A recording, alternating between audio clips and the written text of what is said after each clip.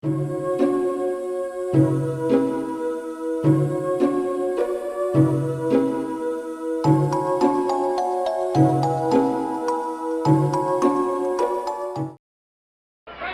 sir, we promised you a great man in this Andre of China. WrestleMania! WrestleMania is running wild. My God, what a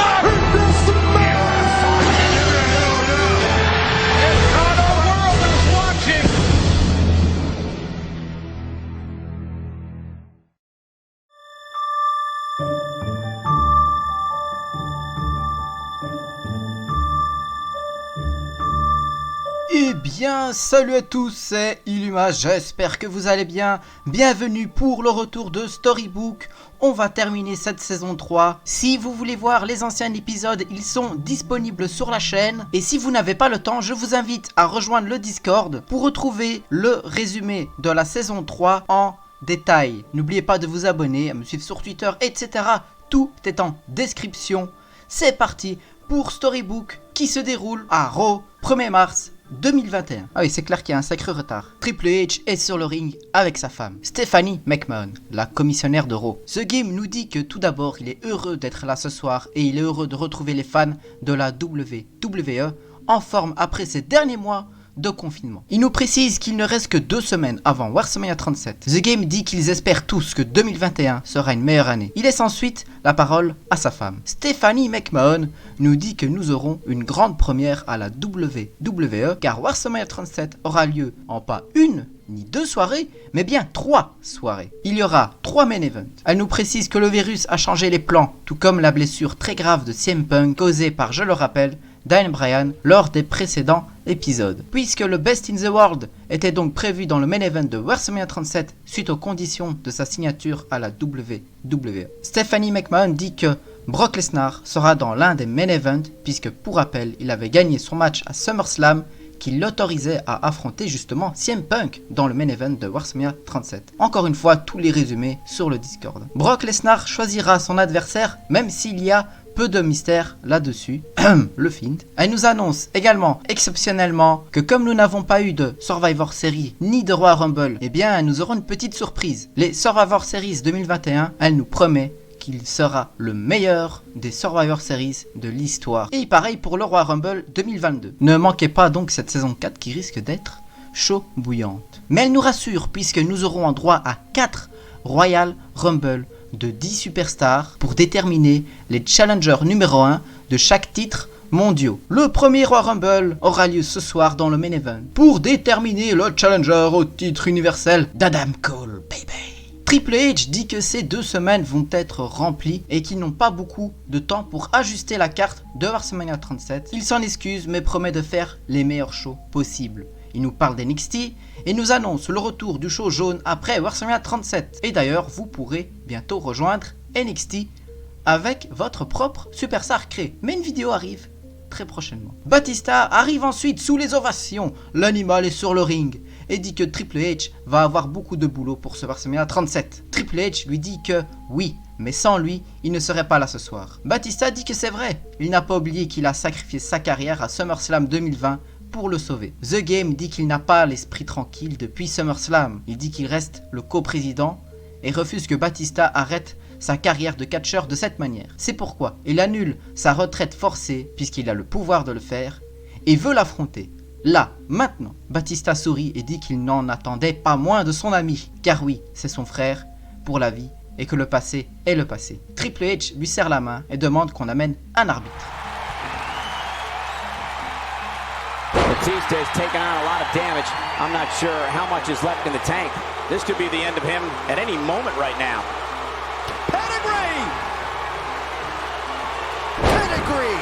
Here's his moment, Michael. Batista a donc battu Triple H par disqualification, puisque le clan travaillant pour Vince McMahon a attaqué Batista durant le match. Bon, c'est un clan de jobbers que McMahon s'est mis dans sa poche parce que McMahon n'a plus trop d'alliés. Alors le mec il prend un peu n'importe qui. Triple H vient en aide à son ami à l'aide de sa fameuse massue et parvient à taper les colons Epico et Primo et réussit à faire fuir le reste du clan heel. Triple H relève Batista et prend un micro, demandant à Vince McMahon de venir. Le porte-parole du coprésident Mystère arrive sous les yeux. Et oui, si vous n'avez pas suivi, c'est un peu compliqué. Il dit que la victoire de Triple H à SummerSlam ne compte pas, puisque Batista a triché en laissant The Game gagner. Vince McMahon dit qu'il ne lâchera pas Triple H tant qu'il n'aura pas effectué un vrai match où sa carrière de catcheur et de coprésident de la WWE seront en jeu. Batista prend le micro de Triple H et hurle à Vince McMahon que si lui ou ses potes continuent de les attaquer,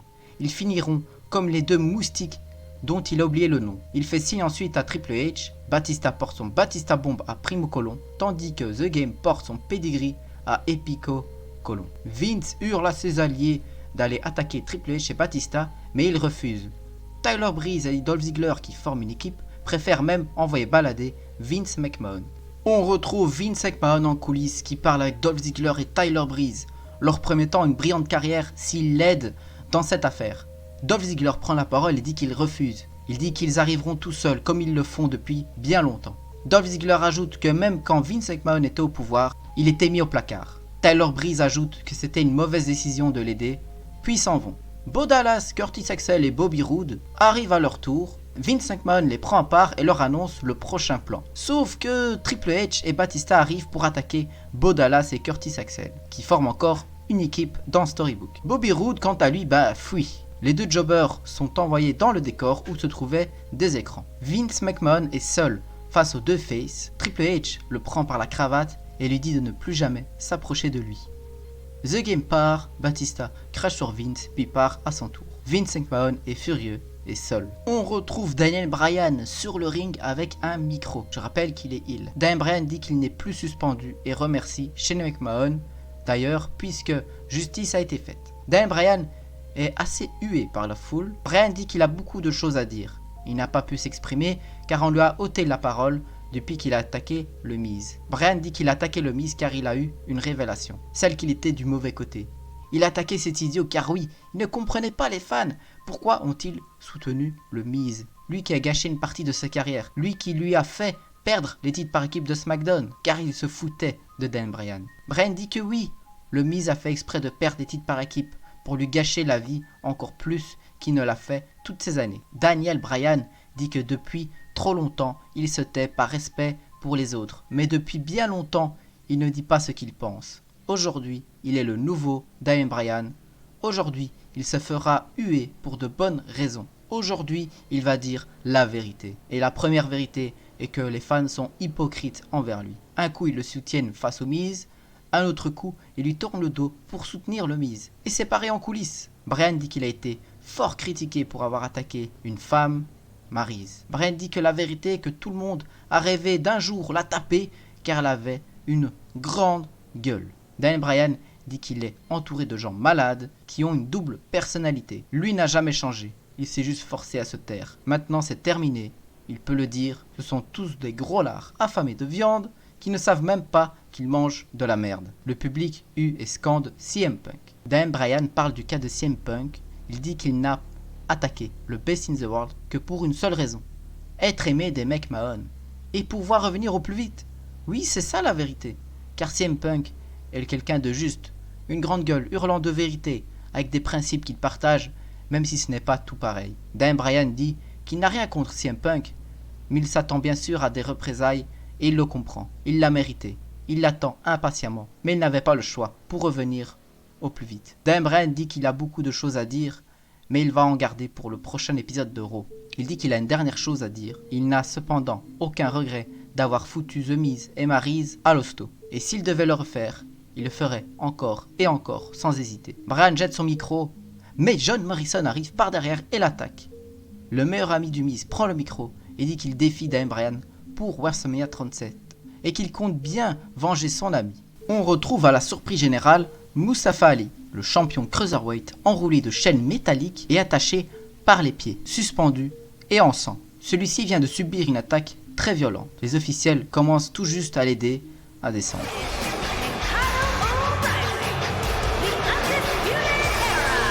Ladies and gentlemen, that's a very big win here tonight. That's a big win right there. Anytime you can pin another WWE competitor's shoulders to the mat.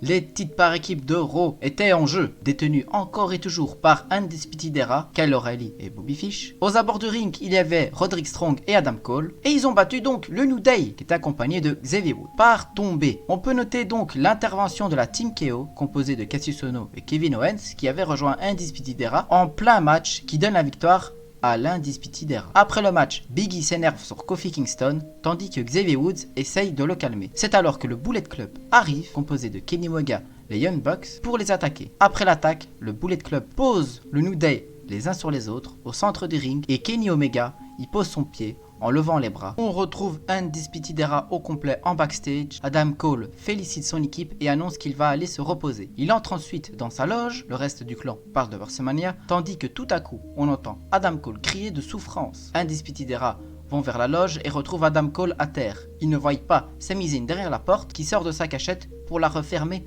derrière lui, enfermant ainsi Undisputed Era au complet. Sami Zayn dit qu'il ne les lâchera pas et qu'il a trouvé des gens compétents pour les stopper. Il dit qu'il va les humilier tout le long de la route vers WrestleMania. Pendant qu'il dit cette phrase, l'Undisputed Era essaye de casser la porte. On retrouve Otis en train d'essayer de prendre un encas dans la machine qui semble cassée. Tucker arrive et dit qu'il est de retour. Il tape dans la machine et l'encas sort finalement. Otis dit qu'il avait vraiment manqué. Stephanie McMahon arrive et leur annonce qu'ils auront un match dans le kick-off de WrestleMania 37 contre 3 autres équipes dans une Battle Royale. Les gagnants auront droit à un match pour les titres par équipe de leur choix après WrestleMania 37. Elle leur demande s'ils sont d'accord pour ce match. Tucker demande à Otis, mais Mandy Rose passe avec Sonya Deville. Otis a flashé sur Mandy Rose et ne la quitte pas des yeux, lâchant son encas à terre. Tucker prend sa température en voyant ça et demande s'il n'est pas malade. Otis dit qu'il n'a jamais été aussi bien de sa vie.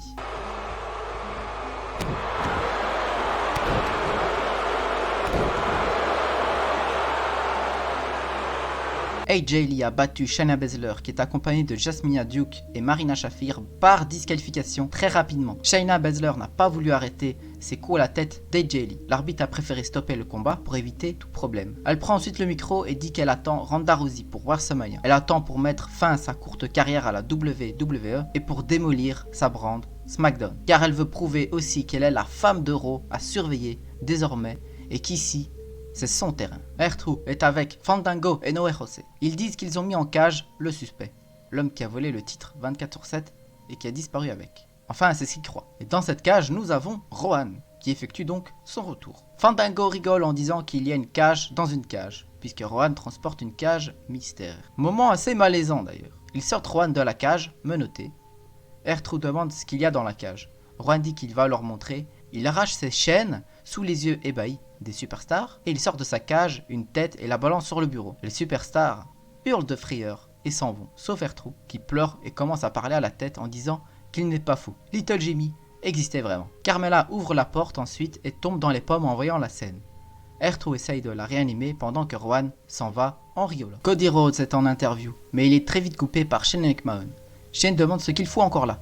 Il pensait qu'il était suspendu. Cody dit que sa sœur a enlevé la suspension. Shane dit qu'il va voir ça avec elle, car il va le suspendre à nouveau pour avoir été à la All Elite Wrestling et avoir en plus effectué un match dans une fédération adverse. Il dit que quand sa sœur le sera, il sera banni de la WWE. Cody Rhodes dit que Stephanie McMahon est au courant. Shane est surpris. Cody dit qu'il a même eu le droit d'avoir une chance pour le titre intercontinental, mais il n'a pas d'adversaire. Shane McMahon dit qu'il va en trouver un pour ce soir. Vince arrive ensuite, assez inquiet, et dit qu'il a besoin de l'aide de son fils. Shane dit qu'il n'a plus envie de faire du business avec son père et part de son côté. Vince demande alors à Cody Rhodes. Cody Rhodes le regarde à peine, rigole et part également. Vince McMahon appelle alors le coprésident Mystère qui lui dit être seul sur ce coup-là. Vince ne sait plus quoi faire pour trouver un allié quand tout à coup il entend Psst. Petite parenthèse, je rappelle qu'il y a 2 coprésidents Mystère, qu'il n'y a pas de président à proprement parler depuis que Vince avait mis son poste en jeu. Dans un match où Triple H avait gagné avec son équipe pour avoir une part de la WWE.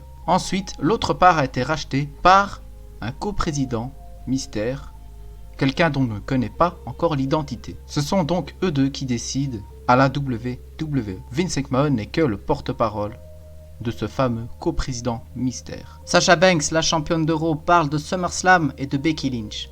Elle dit que beaucoup de gens sur les réseaux sociaux disent qu'elle n'aurait jamais conservé face à Karma sans l'aide de Bayley et que si Becky Lynch n'était pas enceinte, elle aurait perdu son titre contre elle aussi. Sasha Banks dit qu'elle veut rectifier les choses en disant qu'elle est la véritable plus grande championne de Raw de tous les temps et qu'elle ne veut pas perdre de temps avec ces femmes-là. Bayley arrive derrière elle et lui dit qu'elle est tellement forte que ses règnes ne dépassent pas les 30 jours. Sasha Banks la provoque, mais les championnes par équipe arrivent et leur lancent un défi. Banks dit qu'elle n'a plus d'alliés, Bayley que si, elle lui propose son aide contre toute attente. Banks accepte. On se dirige alors finalement vers un match pour les titres par équipe détenus par Alexa Bliss et Nikki Cross qui ont battu Sasha Banks et Bayley par tombée d'Alexa Bliss sur Sasha Banks puisque Bayley a très vite retourné sa veste comme on aurait pu s'attendre et a porté son finisher à Banks. Bayley attaque ensuite Sasha Banks en lui portant sa propre prise de soumission mais les arbitres arrivent pour l'empêcher d'aller plus loin. John Cena est en interview et dit que la semaine prochaine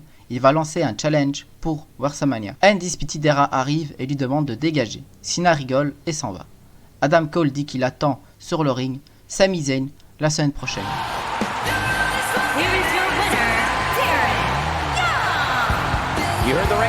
Nous avons eu un match pour le challenger numéro 1 au titre intercontinental, détenu encore et toujours par Shinsuke Nakamura, qui est heel. Le vainqueur de ce match était Cody Rhodes qui a battu Bobby Lashley, qui est accompagné de Shane McMahon, par tombée. Nakamura était aux commentaires. Le champion arrive ensuite pour féliciter Cody Rhodes, mais le japonais donne un coup dans les parties intimes, puis s'en va. Shane McMahon en profite pour piétiner Cody Rhodes.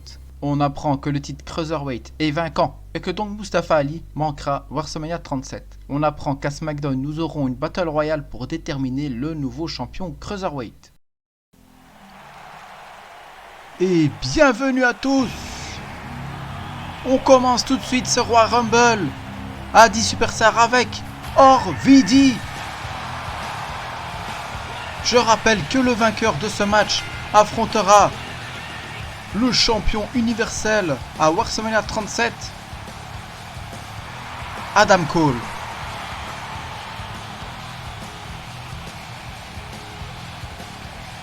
Et donc oui, nous aurons 4 mini Royal Rumble durant ces 2 semaines. 2 chez les hommes, 2 chez les femmes.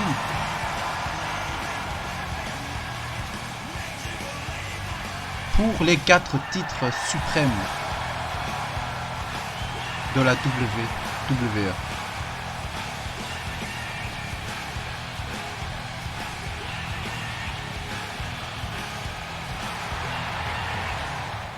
Alors, qui sera le prochain? Ouh là là, un des membres de l'Undisputed Era, Kevin Owens, la Team KO, qui a rejoint l'Undisputed Era. Owens et Cassius Ohno avaient trahi Sami Zayn à WrestleMania 36 pour rejoindre Adam Cole.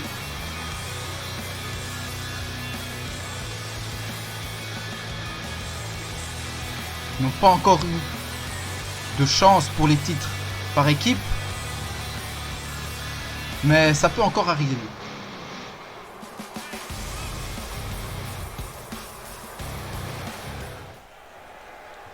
Allez, c'est parti pour ce Royal Rumble à 10 Superstars.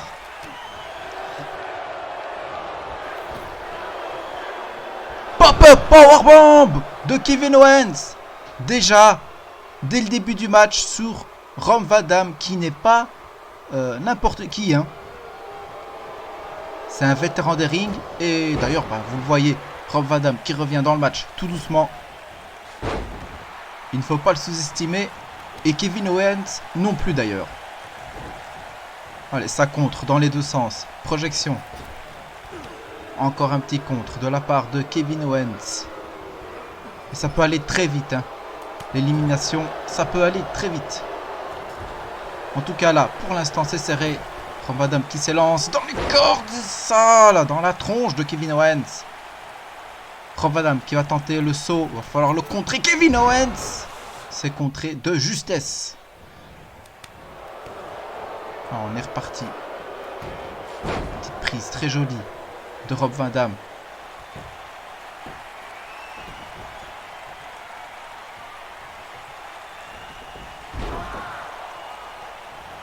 Ah, peut-être le frog splash de Rob Van Dam qui est réussi. Et Orvidic va essayer d'éliminer Kevin Owens.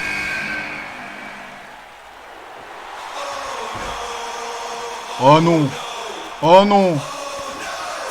C'est pas vraiment ce qu'il dit, mais... Oh non, j'ai envie de dire. Pauvre Rob Van Dam. L'allié de Kevin Owens arrive. Et évidemment, oui, ils vont se mettre en équipe contre Rob Van Dam. C'est tellement plus facile. Ah bah, Rob Van Dam qui réussit à revenir. Pendant qu'Owen célèbre la victoire qui n'en est pas encore une. Finisher de Cassius Ohno sur Rob Van Dam. Tentative peut-être d'élimination. Non, c'est la pop-up powerbomb de Kevin Owens. Alors, c'est qui le prochain? On s'attend à du lourd. Oh mon dieu. Oh non, pitié. Non mais qui a booké ça là? Mojo Rawley qui apparaît. Je me demande si c'est pas la première fois dans Storybook. Peut-être la deuxième fois. Et les gens qui scandent Undertaker. Non, non, ce n'est pas l'Undertaker. C'est tout simplement juste Mojo Rawley. Voilà. Un de mes catcheurs les plus détestés. Par contre, il fait une belle entrée en faisant tomber Cassius Ohno et en maîtrisant Kevin Owens. Est-ce que ça va durer? Et Kevin Owens qui s'est relevé direct et qui tente une popper powerbomb encore réussi. Désolé, je dis des fois un peu trop de popper, hein. Vous m'en excuserez. Et des fois je mange mes mots, mais ça doit faire mal. Mais ça fait tellement longtemps. Et Mojo Rawley qui se fait littéralement détruire par la Team KO. Et qui va sûrement finir éliminé. Parce que, il n'est pas dans les plans. Allez, dégage, ça dégage. Oui, on sort du script. On sort du personnage. Allez, ça dégage, merci. Merci. Ah, je m'aime trop avoir écrit ça. Allez, ça dégage. Et soyez contents, hein, je l'ai mis dans le Rumble. Hein. Alors, arrêtez de m'embêter avec lui. Voilà, il a eu son heure de gloire. Voilà. Allez, je retourne dans le personnage. Alors, qui va être le prochain? Les deux attendent, ne se combattent pas.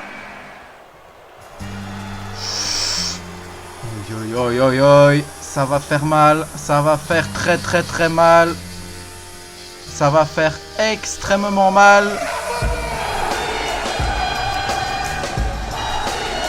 John Cena qui a le soutien du public. En tout cas, le public est réveillé.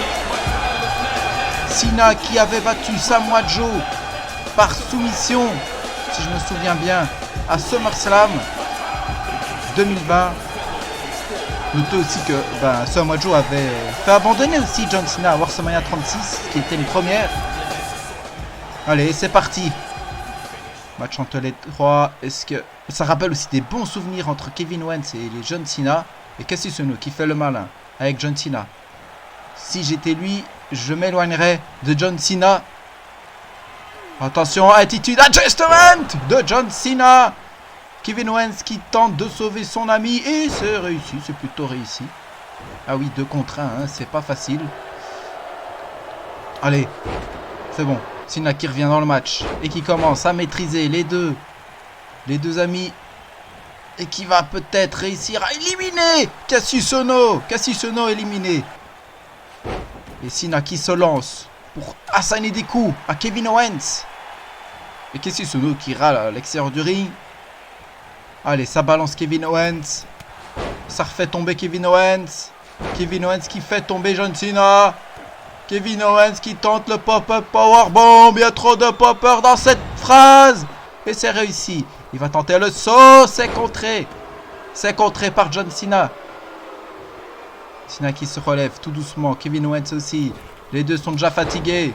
Enfin, surtout John Cena. Après, il est vieux, hein, les gars. Faut pas oublier. Allez, descendre du coude, là, dans le dos. Cena qui a posé Kevin Owens en haut du ring. Pour faire cette prise qui va faire très mal au dos de Kevin Owens. Kevin Owens qui prend très cher, mais qui est encore là.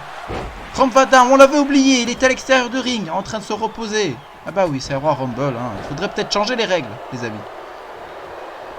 Je pense qu'on devrait pas, comme ça, quand on veut se reposer, à tout bout de champ durant les Rumble, ça devrait être interdit. En tout cas, moi, c'est pas pour m'en déplaire. Rob Van Dam, c'est un de mes catcheurs préférés. Je suis bien content qu'ils soient encore là. Il va compter du frog splash sur Kevin Owens. Qui est le prochain? Okay. Oh là là, c'est Matt Hardy. Matt Hardy est là. Il a beaucoup de choses à nous raconter ce soir, Matt Hardy, qui a perdu son titre de la WWE à WrestleMania 36. Je crois que c'était dans un six-pack challenge où Drew McIntyre a gagné d'ailleurs en effectuant le pin final sur Matt Hardy d'ailleurs. Matt Hardy qui était autrefois accompagné de son frère Bro Tornero qui était un peu contrôlé par son frère. Et Matt Hardy qui a créé le feint, je rappelle, en enlevant la sœur de Bray Wyatt et en le poussant, elle et Bray Wyatt, dans le lac de la réincarnation. Un lac magique que possède Matt Hardy dans un lieu assez étrange et mystérieux. Allez, c'est qui? Daniel Bryan qui arrive sous les huées de la foule. Ça ne m'étonne pas. Ah non, Daniel Bryan, il dit non. Pas de yes pour lui. C'est terminé. C'est un nouveau Daniel Bryan. Daniel Bryan qui a blessé le Miz et Maryse en les attaquant avec le kendo stick. Oui, il a attaqué une femme avec le kendo stick, pardon. Et du coup, ils sont blessés depuis. Et John Morrison, je pense qu'il a très envie de les venger, ce qui est normal. Et d'ailleurs, c'est bien parti pour WrestleMania. Daniel Bryan. Toujours avec sa barbe dégueulasse et ses cheveux dégueulasses. Mais bon, on l'aime quand même. On n'aime pas ce qu'il a fait à Maryse, mais après tout, c'est vrai. Qui n'a pas eu envie de taper une fois Maryse avec un bâton tellement qu'elle est chiante? Mais oui, les amis. Donc, qui arrive là maintenant? Oh mais non. Cette musique, c'est... Oui, holy shit. C'est Jeff Hardy. C'est la musique de Jeff Hardy. Jeff Hardy de retour dans son personnage originel. Adieu Bro Tornero. Merci The Fint. Je vous expliquerai pourquoi après je dis cela. Mais la foule est heureuse de retrouver Jeff Hardy. Jeff Hardy qui est là depuis tellement longtemps, qui a débuté à la WWE très très très jeune. On le retient pour ses matchs extrêmes, bien sûr. Ses matchs par équipe avec son frère. La foule est heureuse en tout cas. Et il s'attaque évidemment directement à son frère, Matt Hardy. Donc je rappelle que les deux frangins avaient affronté le Fint à l'émission Chamber. Et ça s'est mal passé. Pour eux, ils ont perdu. Et le Fint a tout simplement enlevé Jeff Hardy. Et depuis, le voici. Voici le nouveau Jeff Hardy. Enfin, plutôt le retour du vrai Jeff Hardy qu'on connaissait. Et qui vient d'éliminer Matt Hardy dans le plus grand des calmes. Attention à Daniel Bryan. Qui ne laisse pas Jeff Hardy célébrer cette élimination. On ne sait pas encore vraiment quelle est la relation entre le Fint et Jeff Hardy. Mais je pense qu'il peut le remercier. On comprend pas trop ce que cherche le Fint avec les superstars. Un coup, il fait des bonnes choses, on va dire. Et un coup, il casse la tête, quoi. Notamment avec Brock Lesnar. C'est qui le prochain? Ah, John Morrison. Il va pouvoir faire un petit duel avec notre cher Daniel Bryan. Et il y a un petit souci dans le Titantron. On a le Titantron du Rock, rien à voir. Je sais pas ce qui se passe. Petit souci technique. Ça va être réglé sûrement pour WrestleMania. John Morrison applaudi par la foule. Le Miz et Maryse doivent sûrement regarder chez eux ce qui se passe entre Morrison et Daniel Bryan. Attention, Daniel Bryan. Daniel Bryan éliminé déjà par John Morrison. C'est incroyable ce qui vient de se passer. Daniel Bryan déjà éliminé. Attention. Oh, attention, il a été distrait par Daniel Bryan. John Morrison, il voulait faire un saut sur John Cena. Et Rob Van Dam en profite pour l'éliminer. Vous l'avez pas vu, vous n'avez pas vu Daniel Bryan, mais il a distrait John Morrison. Dommage, c'était très bien parti pour John Morrison. Mais je pense que c'est écrit. Morrison contre Daniel Bryan. Je pense que c'est gravé pour WrestleMania. Or, VD nous fait son petit geste. Et le combat continue entre les 4 hommes. Je crois que personne à l'extérieur du ring. Non, tout le monde est là. Il ne nous reste plus qu'une entrée à faire. Qui ce sera, mesdames et messieurs? Espérons d'être surpris. En tout cas, ne soyez pas trop déçus qu'il n'y a pas 30 superstars pour le prochain Royal Rumble de 2021. Attendez-vous à du très lourd. Oula, attention, non, Rob Van Dam éliminé par John Cena. Un des favoris. Ça aurait été tellement beau, un dernier run pour Rob Van Dam. Et on a Triple H. La musique de Triple H. The Game. Qui s'enclenche. On le voit pas, mais est-ce que c'est bien lui? Oui, c'est bien Triple H. Triple H est dans la place. Triple H est dans la place, mesdames et messieurs. Il a l'air en forme. Il a l'air même très en forme. Lui qui est en rivalité avec Monsieur Vince McMahon. Et on a du CM Punk qui est scandé, hein, comme d'habitude, hein, dès que Triple H apparaît. Lui qui a d'ailleurs affronté CM Punk à WrestleMania 36. Malheureusement, CM Punk n'est pas là cette fois-ci pour cette route vers WrestleMania puisqu'il est blessé à cause de Daniel Bryan, justement. Et oh, Triple H qui élimine Kevin Owens dans le plus grand des calmes. Attention, John Cena. On a 3 anciens là. Ce sera un des anciens qui va affronter Adam Cole. Désolé, j'ai tué le nom d'Adam Cole.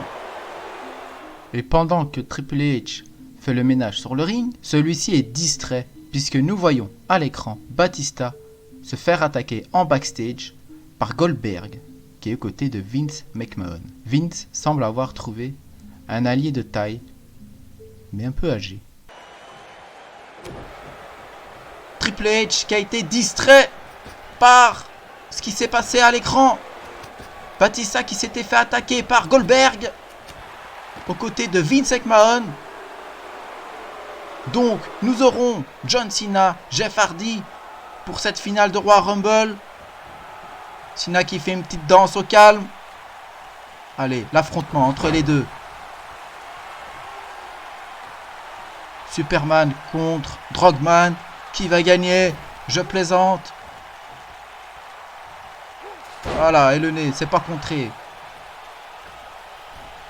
Jeff Hardy placé en haut, mais c'est contré. Le petit saut, c'est rattrapé par John Cena. Que va-t-il faire?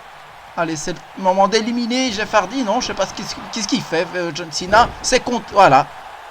Jeff Hardy qui revient dans le match. Directement. Après ce petit saut du haut du coin. Cena aussi qui revient. Ah, c'est chacun son tour. Hein. Allez, c'est reparti. Il veut retenter sa attitude adjustment. Du haut du coin. De la part de John Cena. Ça doit faire très très mal au dos. Déjà que Jeff Hardy doit avoir vraiment pas mal de blessures déjà. Avec ce pauvre dos tellement qu'il nous a proposé des chutes extraordinaire. Allez, Jeff Hardy, tu peux peut-être y arriver. Imaginez quand même un John Cena contre Adam Cole ou Jeff Hardy contre Adam Cole. Ce serait tellement beau. C'est contré encore une fois par John Cena. Attitude d'adjustment de John Cena sur Jeff Hardy. Il en a ramassé combien là? Encore une deuxième. John Cena n'arrête plus. Encore une. Allez, c'est fini pour Jeff Hardy. C'est terminé. Le petit saut de John Cena. Pourquoi il saute? Pourquoi il n'essaye pas d'éliminer Jeff Hardy? Jeff Hardy qu'en profite. Jeff Hardy qu'en profite.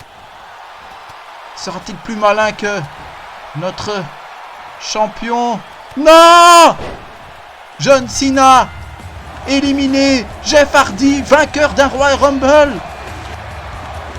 Incroyable. Je m'y attendais pas du tout. Jeff Hardy contre Adam Cole pour WrestleMania pour le titre universel. C'est acté.